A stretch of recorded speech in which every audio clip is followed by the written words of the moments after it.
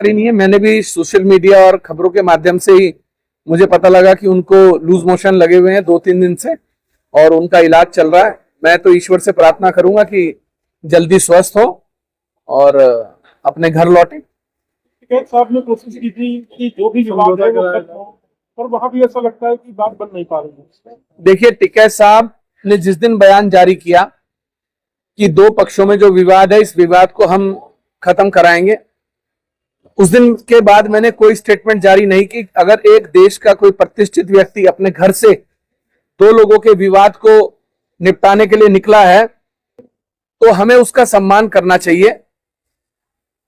वो मेरे घर आए, मेरे से उन्होंने कहा कि भाई मैं चाहता हूं कि इस प्रकरण में दोनों तरफ से शांति हो।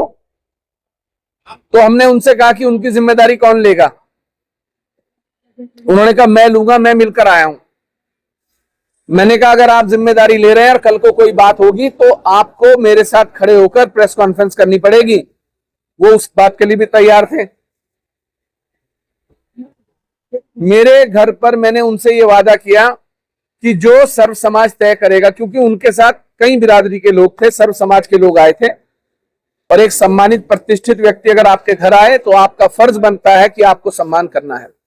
मैंने उनसे कहा कि ठीक है, मुझे कोई ऐतराज नहीं है अगर आपने इस पहल की है और दोनों तरफ से 25-50 लोग बैठ जाएंगे और जो समझौता सर्व समाज तय करेगा मंजूर होगा। अगले दिन ही सुबह सोशल मीडिया पर एक पोस्ट देखने को मिली जिसमें लिखा था कि तुम कहां के चौधरी हो, किस मुल्क के चौधरी हो, कहां के चौधरी बने फिर रहे हो, तुम्हें किसने कहा कि तुम हमारा फैसला कराओ। तो टिकैत जी को भी 24 घंटे में इस बात का एहसास हो गया कि वो गलत जगह पर हाथ डाल दिया उन्होंने। तो खैर, हमने टिकैत जी को उस समय वादा किया था, हम आज भी अपने वादे पर कायम हैं और क्षेत्र में शांति बनी रहे इसके लिए मैंने कई बार झुककर मैंने बिरादरी से माफी मांगी कि अगर समाज को कहीं मेरी बातों से तकलीफ हुई है तो मैं माफी चाहता हूं। लेकिन अगर आप कहें कि मैं आपके महल पर आकर आपसे माफी मांगू या आपसे माफी मांगू तो मैं झुकने वालों में से नहीं हूं और ना मुझे कोई झुका सकता। मैं झुका बिरादरी के लिए, समाज में शांति व्यवस्था बनाए रखने के लिए। लेकिन कोई व्यक्ति विशेष ये समझता हो, उसको ये गलतफहमी हो कि उमेश कुमार किसी के सामने झुक जाएगा, तो हमारा इतिहास सभी को पता है। हम लड़ने वाले लोग हैं, झुकने वाले लोग नहीं। लूज मोशन लगे हुए हैं 2-3 दिन से और उनका इलाज चल रहा है। मैं तो ईश्वर से प्रार्थना करूंगा कि जल्दी स्वस्थ हो और अपने घर लौटे। टिकैत साहब ने कोशिश की थी कि जो भी विवाद है वो खत्म हो, पर वहां भी ऐसा लगता है कि बात बन नहीं पा रही है। देखिए, टिकैत साहब ने जिस दिन बयान जारी किया कि दो पक्षों में जो विवाद है, इस विवाद को हम खत्म कराएंगे, उस दिन के बाद मैंने कोई स्टेटमेंट जारी नहीं की। अगर एक देश का कोई प्रतिष्ठित व्यक्ति अपने घर से दो लोगों के विवाद को निपटाने के लिए निकला है तो हमें उसका सम्मान करना चाहिए।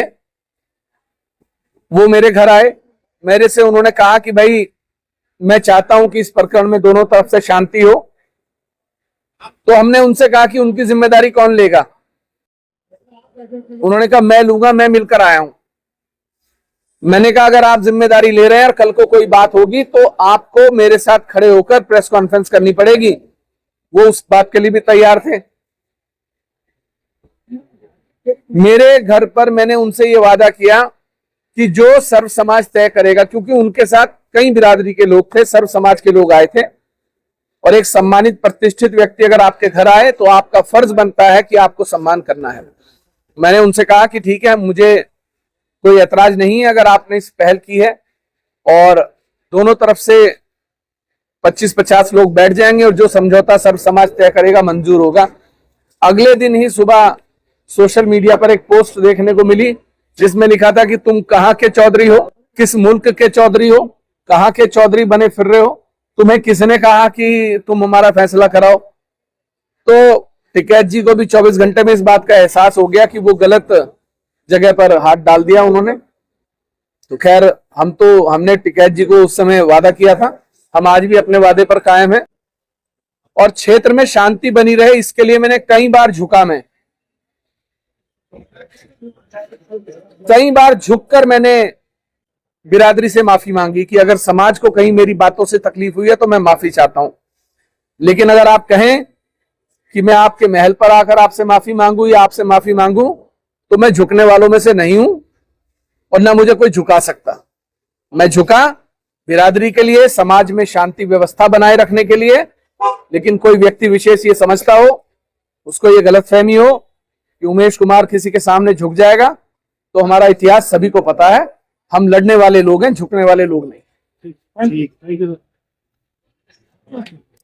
सदन में कोई सवाल पूछे? देखिए, मेरा ये कहना है कि सरकार ने जो गिरफ्तारी की बेलेबल ऑफेंसेस में, वो किस आधार पे की, मैं तो बस ये जानना चाहता हूं। आप ने बेलेबल ऑफेंसेस में किस आधार पर एक विधायक को गिरफ्तार किया?